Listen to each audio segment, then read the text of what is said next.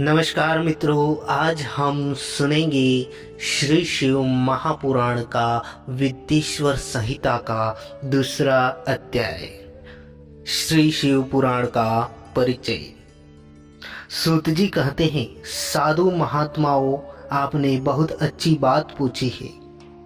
आपका यह प्रश्न तीनों लोकों का हित करने वाला है। मैं गुरुदेव व्यास का स्मरण करके आप लोगों के स्नेहवश इस विषय का वर्णन करूंगा। आप आदर पूर्वक सुनिए। सबसे उत्तम जो शिव पुराण है वह वेदांत का सार सर्वस्व है तथा वक्ता और श्रोता का समस्त पाप राशियों से उद्धार करने वाला है। इतना ही नहीं, वह परलोक में परमार्थ वस्तु को देने वाला है। कल की कल्मष राशि का विनाश करने वाला है।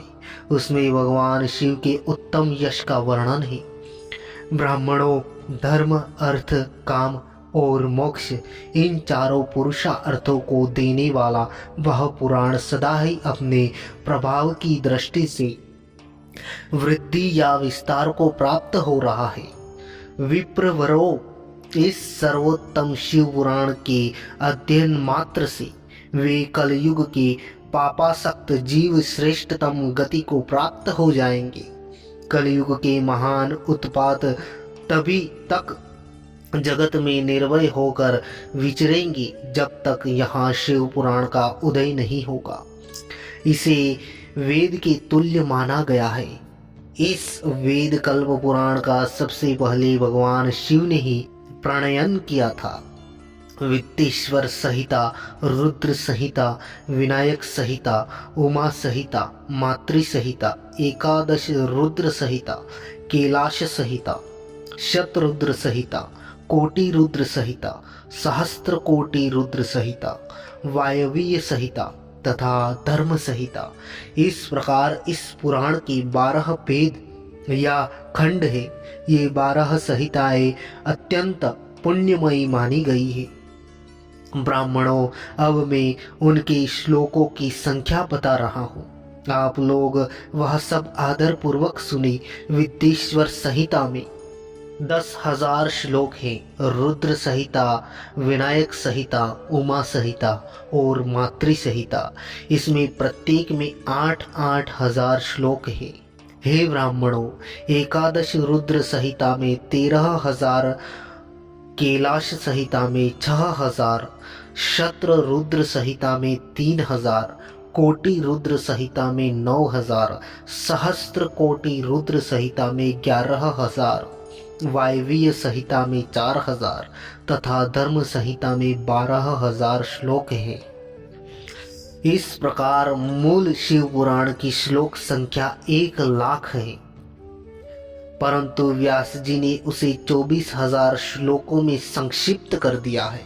पुराणों की क्रम संख्या के विचार से इस शिव पुराण का स्थान चौथा है। इसमें 7 संहिताएं हैं। पूर्व काल में भगवान शिव ने श्लोक संख्या की दृष्टि से 100 करोड़ श्लोकों का एक ही पुराण ग्रंथ ग्रथित किया था।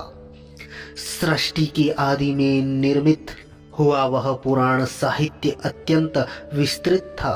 फिर द्वापर आदि युगों में द्वैपायन, व्यास आदि महर्षियों ने सब पुराण का 18 भागों में विभाजन कर दिया।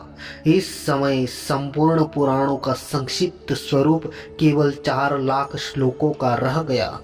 इस समय उन्होंने शिव पुराण का 24,000 श्लोकों में प्रतिपादन किया। यही इसके श्लोकों की संख्या है। यह वेद तुल्य पुराण 7 संहिताओं में बटा हुआ है। इसकी पहली संहिता का नाम विद्येश्वर संहिता है। दूसरी रुद्र संहिता समझनी चाहिए। तीसरी का नाम शतरुद्र संहिता, चौथी का नाम कोटि रुद्र संहिता, पांचवी का नाम उमा संहिता, छठी का नाम कैलाश संहिता और सातवीं का नाम वायवीय संहिता है।